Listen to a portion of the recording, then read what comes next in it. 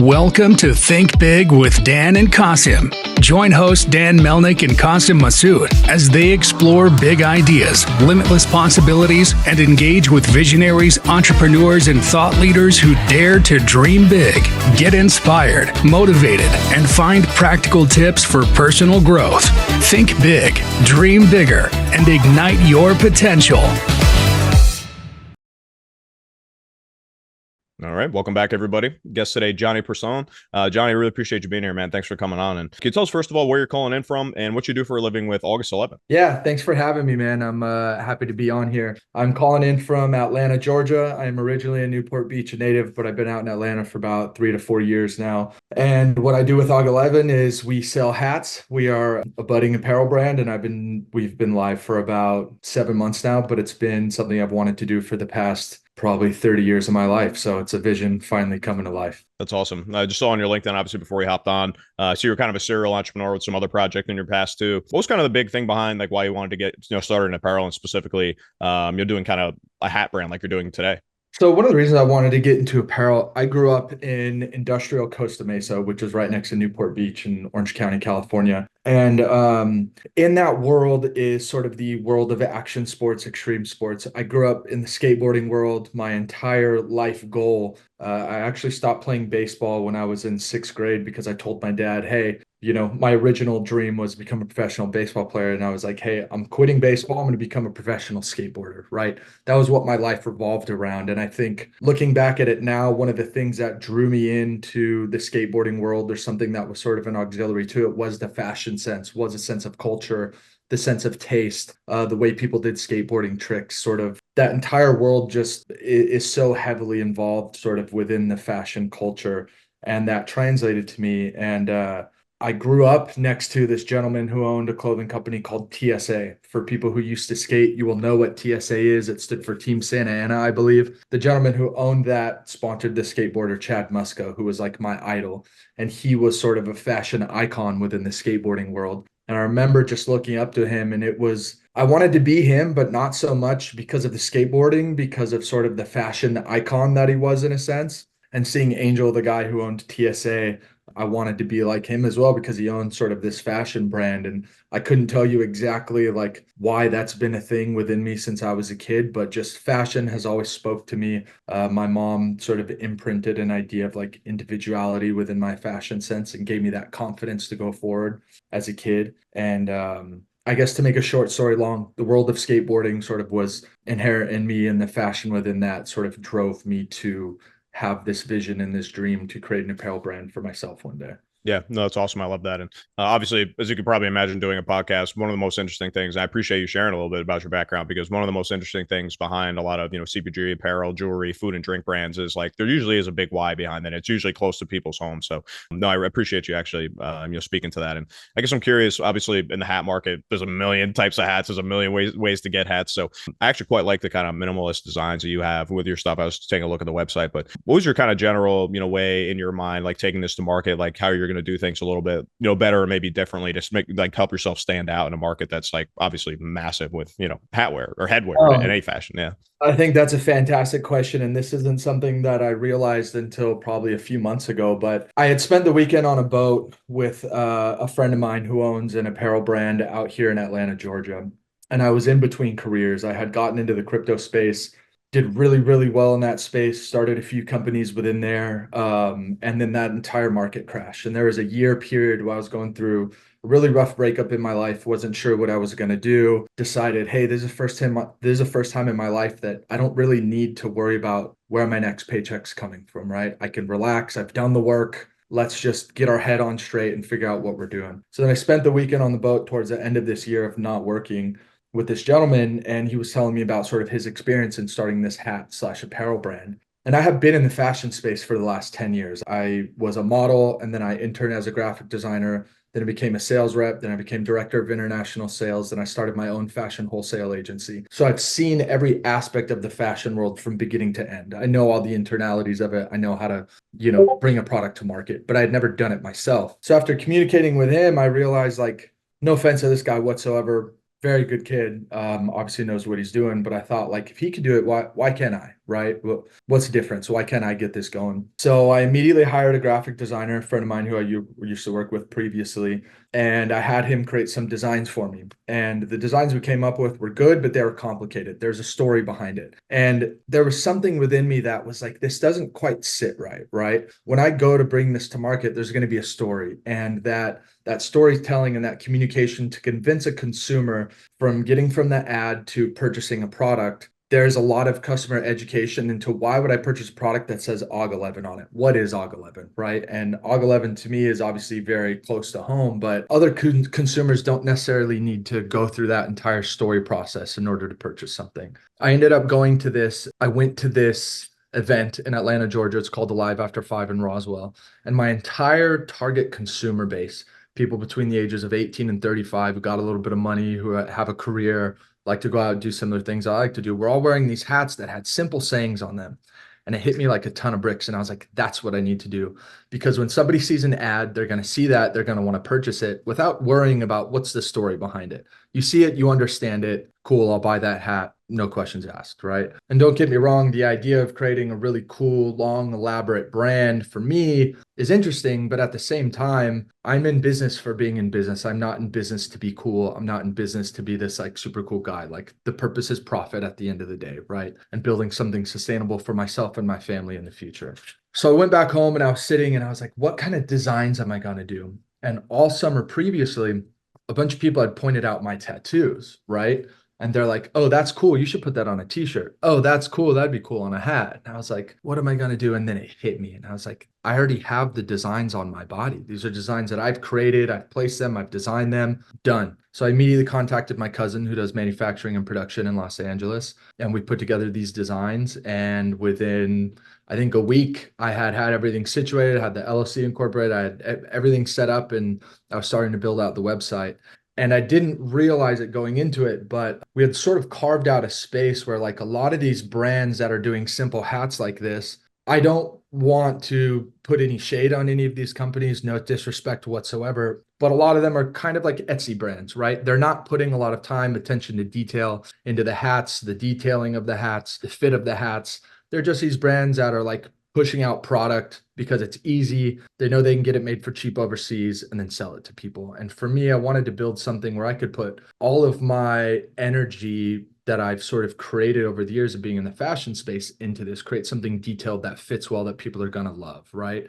And then I added in the storyline of AUG 11 into sort of the detailing of the hats. Like if you look at the inside of the hat, you have the unbreakable resilience. We have the AUG 11 PVC side hit on here. And when you go onto the website, you can read a little bit about our story. So what I've realized is that our designs are sort of Etsy-ish, if you want to call it that, without sort of disrespecting what we've done so far. Yeah.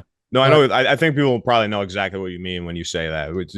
You could see it for sure. Yeah. Yeah, they're simple enough, but there's still some emphasis on detail behind it. There's still Right. that goes into it. It's simple enough for the consumer to understand, look at it, immediately go, that's cool. I want to buy it. I don't really care who it's from. And then they can buy into the brand ethos after the fact. And then that's where our sort of remarketing comes into our email campaigns, our storyline told on our Instagram, the videos that we put out, things like that. So, and I think we've sort of been able to carve out a niche, and it wasn't intentional. It just sort of happened that way, and I'm very grateful that it's unfolded the way that it has so far. Yeah, it's such a good point because you could just as well like have somebody buy something with the same design as your hats from Etsy that's sourced from just like some random place in China or in India or somewhere else. And at the end of the day, you get something like that, it's probably going to be to your expectation for what you paid for it, most likely. And like you wear it for a little bit, and that's probably going to be the end of it. But you get something like what you're selling with the little subtleties of the inseams and on the side, and then you start to get curious. It's like, oh, I didn't even know, like I didn't even realize the brand name. I just liked it. I just like ended up buying it, and then you can buy into it. I think is a really good point. And to your point as well, with the simplicity of the designs, I think it can kind of like alienate people when you have like too much of a message on something, whether it's a t-shirt or how people be like, I don't know if I know enough about this cause to really rep this because I feel like I'm just going to be like a poser. But like the designs that you have, it's like it really is. It's like anybody can interpret it any way that they want. And it seemed to be like kind of like almost like semi-viral like things that you just see often, like, with a like I'm him, Matt. It's like, what I mean? Like everybody hears that. Everybody loves that phrase. Everybody loves to say I'm him, no matter what you do. whether you're golfing or playing video games or whatever it Exactly. is. So, yeah, Exactly. no, it's awesome. I think it's a really great perspective on, not overcomplicating things, like not having to necessarily explain your big why behind it, but just letting people, become part of that community after they realize like, no, this is really quality stuff. I like this. I want to do something, like buy something from here again. So it's fascinating the way you think about that. So I appreciate you sharing that. I I guess appreciate to your yeah, of course. And then I guess to your when you kind of did bring this to market for the first time, obviously you're still selling online. Kind of moved away from 100% selling e-commerce to doing anything with retail stores up to this point, or are you pretty much all online now? I have no interest going into retail stores yet. Hmm. I am open to the concept of it. So a little bit on my background, like I touched on, I spent 2 years at one of the largest streetwear agencies in the nation, and fantastic team. And I learned so much from Chris and Lee and that entire team over there. They are called The Leverage, and fantastic folks over there. And then I started my own fashion wholesale agency, and that entire world of dealing with wholesale and retail, not something that I'm necessarily eager to get back into, right? When the time comes and there's the right retailers that want to work with us, I'm absolutely open to it, but I want to be very niche and very particular with the retailers that we go into, because that is an entire different beast, an entire different side of the world that it's just a lot. And to touch on sort of why I created this company, I'm looking at this sort of thing that I wrote down that's sort of a vision for what I want my life to look like, right? And I believe in starting from the end and then working your way backwards. And the end for me is I want to build a company where I can make money while I'm asleep. I don't need to be actively in person selling to people. I can work from wherever I want, whenever I want. And it doesn't require me to be in one physical location, right? And building an online e-commerce store is exactly that. It allows me to use my vision, my taste, my creativity, be able to put it out digitally into the world and be able to communicate my message from anywhere in the world at any time that I want to. Now, when you go into wholesale and you go into retail, it requires so much. You have to attend trade shows 2, 3, 4, 6, 8, 10 times a year, right? The cost of trade shows is exorbitant. It's actually insane. You have to have sales reps out on the road. You constantly have to be interacting with these people. You're dealing with large shipments and large boxes. You're dealing with a lot of returns. There's so much more to that side of it that it's just not interesting to me yet. Again, when the time comes, right retailers, I'm definitely open to the idea of it. But right now, it's just not a world that I'm interested in being involved in, because this e-commerce, doing it digitally, is just fits perfectly into sort of my life. And at the end of the day, I'm not here to build a business so that I can just go into the hustle till my eyes bleed culture. Like, my business that I'm creating has to fit into sort of what I want my life to look like. I'm working to be able to live my life fully. I'm not living to be able to work at all times of the day. So this works perfectly for me right now. Yeah, no, it definitely makes sense. And obviously at the early stages too, there's nothing better than having that really great, like direct customer interaction with everybody that buys from you, where as soon as you get onto, shelves or wherever you might have a retail partner somewhere, it's kind of basically all gone. So you're not sure like what's driving people to buy them, like when they're buying them, who they are. With doing e-commerce, I feel like you can really carve out like a really specific customer profile for yourself, understand like who is really resonating with, and double down on those things. So no, it's fascinating. I don't blame you for that, because believe me, doing this podcast with so many CPG brands is one of the biggest pain points that I hear from people, is like their relationships with their brokers and distributors and the retail partners. It's just, it's something, even if it's working out okay and everybody's making money, it's just a constant like friction point, it seems like. So for sure. Yeah. I think that's a great way to put it. And also, I see these brands that have done so well DTC, and then they go and build out a retail store. And these companies are going under left and right. You look at companies like Allbirds, a majority of their burn is coming from their retail locations. And it's like, if you didn't have these retail locations, you wouldn't have to worry about this. If times get hard, you can go back to running lean as absolutely possible. You can outsource whatever you need. But when you have these retail stores, you're stuck. You're stuck having to deal with these things. You're in 5, 10 year leases, you have tenant improvements, all this stuff. And it just creates a whole whirlwind of things that unnecessary. Yeah. No, I tend to be of the same opinion as you for most things. I mean, where it makes sense. Like, like one place it's really hard to make it make sense to sell DTC is like ready to drink beverages, just because they're so heavy, like glass is heavy, liquids heavy. So, that is still probably the only way you could really probably scale something. Like, honestly, though, anything in apparel wise, I would say, and even most foods, I feel like there is ample white space for direct to consumer selling if you can, do the good job of the marketing and building a community out that way, like you clearly have. So that's awesome. Then obviously, Johnny, I have to ask. Obviously I'm a big Yankee fan sitting here in New York City, so I had to ask. Did you have a like personal relationship with somebody that was close to Aaron Judge to get that picture? Was it just like random? Somebody just sent it to you. Like, did you know that Aaron Judge was wearing your hat, and you were just like, no, but awesome. Like, what was that experience like? I'll tell you a little bit about that. So, my close friend Jacob, shout out to Jacob if you're watching this. What up? He and I had talked about it when I first started the company. He's like, "Yo, if you could get Aaron Judge to wear your hat, that would be crazy." And I'm like, "Yeah, if it happens, cool. If it doesn't, also cool. We're gonna keep it moving." I was in California, and a friend of mine had connected me with this gentleman named Dom. He actually owns a CPG brand. He owns Mela. Watermelon water, and they are blowing up. They're all over the place. They've just gotten every 7-Eleven. Dom, if you're watching this, what's up, dude? He's been a huge connecting point for me. We've just been sharing contacts and working with each other and just bouncing ideas off each other. And he actually put me in contact with this gentleman named Jesse Burke over at PSI Sports. And Jesse's agency, PSI Sports, manages Aaron Judge. And they reach out and they're like, "Hey, we have a roster of like 15 to 20 guys that we'd love to give some hats to. If you're open to it, we'd love to send some boxes out." And I was like, "Yeah, of course. Send over the roster." I didn't know at the time that they managed Aaron Judge or that they repped Aaron Judge. So they sent over the list. Aaron Judge was at the top of that list. And I was like, okay, that's weird how this is unfolding, but we'll see what happens, right? So I sent out a package to him and the rest of their roster. I put a handwritten note in there, and I was just like, I'm not expecting anything to come of this. Like Aaron Judge, like the judge, this would be insane, right? And then sure enough, like 3 or 4 weeks later, after I send the package out, somebody on Instagram sends me a screenshot of this Twitter post, or X post as we want to call it, of Aaron Judge wearing the crest hat. And I was like, oh, I had to go outside So and crazy. take a walk at midnight for like 30 minutes to like calm myself down. I was like, oh Yeah. my God, what's happening? Oh my God, it's happening. So it was a really cool experience. I've since talked with this team about possibly doing some sort of collaboration with this charity. I don't know if that's going to happen. I don't want to say like, oh, we're in the process of working with him, but like the fact that those things are being brought to us and those conversations are even being had as a possibility to me is so heartwarming. I'm so grateful for it. And just to be able to have my hats on people like Drew Holiday, Aaron Judge, Mike Malak, M. Night Shyamalan bought a hat. Like these things that are happening is just, it makes me so happy. And I couldn't be more grateful. Yeah, no, it's incredible. And it just goes to show you, I mean, obviously, like this all started with you predicating this whole journey of this happening to you just doing like taking advantage of your network, like, just being cool and personable and sharing some points of value with like, your contacts and their contacts. So and that's one of the biggest, like I would say, pieces of advice like people tell me too on the podcast which is, just take advantage of those things earlier on. And like, you don't have to do everything yourself. It's not like you see on TikTok and Instagram. It's like, I work 80 hours a day. My day's in 3 parts. I work 6 to 12, 12 to 6, and 6 to midnight. And then I go to sleep. Like, it's like, okay, well, that's fine. But like, that's why 90% of businesses fail, because people burn out and they try to do everything themselves and your network doesn't flourish. So I think it's really good evidence of that. So I appreciate you sharing that too.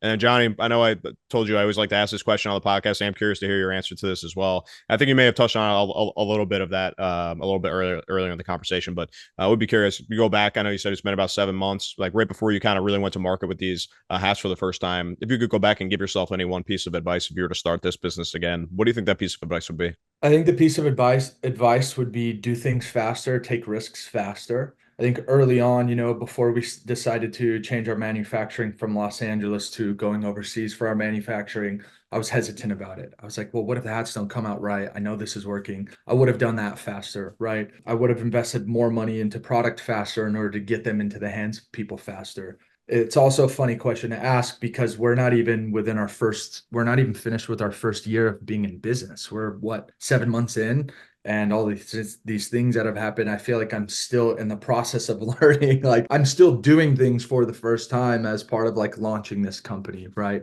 But I guess I would say just invest the money quicker, make decisions faster, take those risks quicker. And my main driving ethos behind the brand, I think there's a lot of fear that entrepreneurs have when they start something, right? Any company. And I know when I started my first company, I was deathly afraid. I couldn't sleep for weeks because I was like, I have no clue if this is going to work. I don't know if I have, the metal to sort of get through this, right? But I think the biggest thing for me, mindset wise, that I've been thinking of is one, I can't win if I'm not in the game. And two, what if it all works out better than I could have imagined? It's so easy for us as entrepreneurs to think about the worst case scenario because it's all on us. We have to see around the corners. We have to look for the lions and tigers and bears and make sure that we're protecting ourselves from those things. But I also think looking at those things, it's easy to get so caught up in that versus thinking about like, what about the beautiful, big, huge things that could possibly happen? And I think being able to transition into that mindset of like, what are the best possible things that could happen if I do take this risk? And then just, I think this comes with running a few businesses. It's just like, I'm going to be okay even if it doesn't work out. If all goes to zero, I have to file bankruptcy. I got to go back in with my mom. Like, I'll be okay. I know how to start again from zero and we're going to figure it out. So, like, let's take the risk. Let's do the thing. Obviously, let's be calculated about it. Let's not be stupid about it, but do it fast. Figure out if it's going to work. If it doesn't work, cut the losses and just keep it moving. No, that's awesome. I think it's a great piece of advice. And I think it just goes back to, the first thing you mentioned about like, it's really what it is manifesting. And I don't think that's like a crazy, like, Yeah. weird idea. That's like some kind of mystical power. It's like, it's not what it is. It's just, it is I think, human realistic fact that if you think about the bad things that can happen, you are going to drive yourself to those outcomes. And if you can at least in part, put yourself in the mind frame of what the good things are that can happen, I think at least you can be somewhere in the middle, because it's hard to completely devoid yourself of those, like Of those bad course. thoughts. But Yeah. if you're all on that one side, it's 100% of the time you're going to just run yourself right into that. So I think it's really good advice from a mental perspective. So I really appreciate that. And I like what you said about manifesting isn't this big esoteric weird thing, no, right? it's I not. think It's very real. Yeah. a lot of people look at it and they're like, oh, do I have to get crystals and charge them in the moonlight to Yeah, like, it's not chakras. Like, this is no, it's different. just Yeah. like the idea is like you have a vision in your mind, you think about the positive, more positive is going to come from that. And the more I first got into manifestation like 10, 13 years ago, something like that. And I thought it was this mystical, weird thing, but it's really just like if you choose to look at the positive and you choose to think about the positive and you choose to act in that way, like good positive things are going to happen. And it's that simple. It's not some woo-woo witchcraft thing. It's Yeah. just It's not a how superpower. Like, life is, yeah. with anything. So I think that's a great point that you made. Hey y'all, it's Dan Melnick, the CEO of Zing, and I wanted to share a special offer for all of our listeners. Right now, if you need software development services, we'll give you 2 weeks of a free trial. Do you need to update your website? Do you want to build a mobile app? Do you want to update something that you've been working on for a long time? We've worked in a high-level technologies like AI, machine learning, blockchain. So shoot me a text, 817-874-2208. Thank you. No, it's 100%. And I think, like, unfortunately, like so many things, or pretty much all things that are talked about on social media or in the media, like the loudest and biggest proponents of anything good are like at the outer edges of like the craziest versions of it. So I feel like when people talk about manifesting and they're like viral for talking about it, it's always like the craziest thing. People are like, what the hell is this? But in reality, I think we're obviously on the same page about this. Is something I obviously, impart in my own life, or try to. Nobody's perfect, but I think at the end of the day, it just comes down to, being good to yourself. It's no reason to torture yourself with the, anxiety of like having all the bad thoughts, because it's not going to help you avoid it. And even if you think that you're going to see something bad that could come, when it does come, it's not going to be anything like the way you thought about it 3 months ago. It's going to be entirely different. You're going to forget you even had that thought because you've been thinking about other things on the daily basis, right? So, no, I think there's it's so important. I think to maintain that, or at least nurture that side of things, even when you can't 100%. necessarily, again, like get rid of the bad thoughts all the time or the anxieties all the time. I think it's good to just, like, as you said, like kind of turn yourself to that point as much as you can. So, Quick comment on that. yeah, I yeah. have a book that I read every morning, and it talked about the idea of worrying. And we think that if we worry enough, we're going to avoid the bad things, right?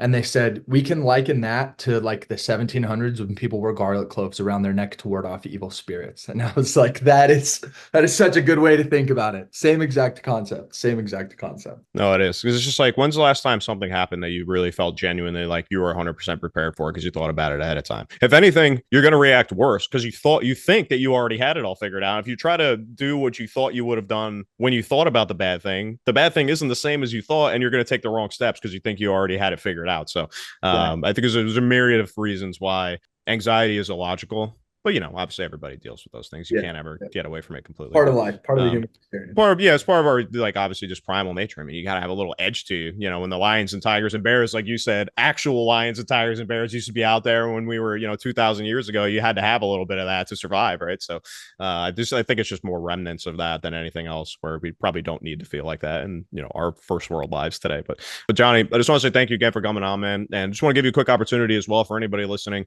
that might be potentially interested in a business partnership with you in any way, or just wants to, take a look at the website, maybe make a purchase, check out the hats. What's the best way to stay in touch with you all? Yeah, go ahead and check us out. Our website is aug11.co, www.aug11.co.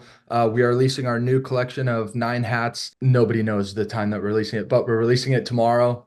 Collection 2, very excited about it. Go to our Instagram at aug11co, AUG11co. And if anybody's interested in reaching out, reach out to hello@aug11.co. I'd be happy to work with you guys. So I appreciate the opportunity. Thank you guys for asking me to do this. And yeah, it's fantastic. Yes, sir. Thanks, Johnny. Just want to wish you the best of luck and continued success, man. And yeah, really looking forward to staying in touch as well. Thanks for being here. Awesome. I appreciate it, man. Thank you. Thanks, Johnny. Thanks, everybody.